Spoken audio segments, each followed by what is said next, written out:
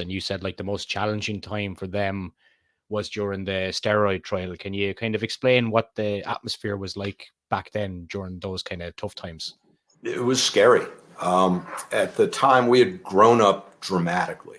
So we were a huge company. Everybody knew Hulk Hogan. We were making money hand over fist. And then we had a steroid trial, and we had a little boy sex scandal, and we had cocaine issues. So it was really hard for us to maintain sponsorships. Some arenas wouldn't have us. The fans were turning away. Business was really, really tough. We had shrunk back down into small sports arenas, and yet we still had this huge overhead. The company was held together with smoke and mirrors at that point. We were near bankruptcy, if not below bankruptcy. We just hadn't gone that route officially yet. So there were massive cutbacks. Travel was cut, film costs were cut, everything was cut. Our television production was cut. The quality of the shows goes down. I think you can see that pretty clearly if you watch the old tapes. So it was a tough time.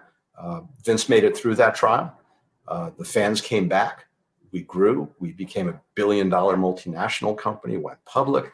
And at this point right now, they're about a $9 billion company.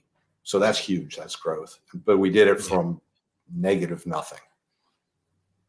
Yeah. Did you fear for your job at that time? Oh, absolutely. Absolutely. There was always a concern that we would come to work and the doors would be padlocked, that there just wouldn't be any work anymore. The company would have been taken over.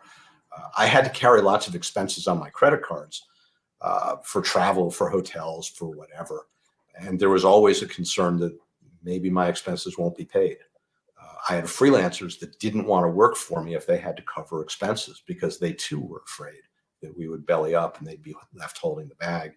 So I wound up putting most of those freelancer expenses on my credit cards, prepaying everything that I could prepay and guaranteeing them that any expenses they incurred would be covered, even if that meant doing it out of my pocket. So that's the only way I could keep freelancers going at that point. So I had to keep careful track of what my cash advance limits were on credit cards, what my credit limit was on each credit card, so that if the company bellied up, I'd have that capacity.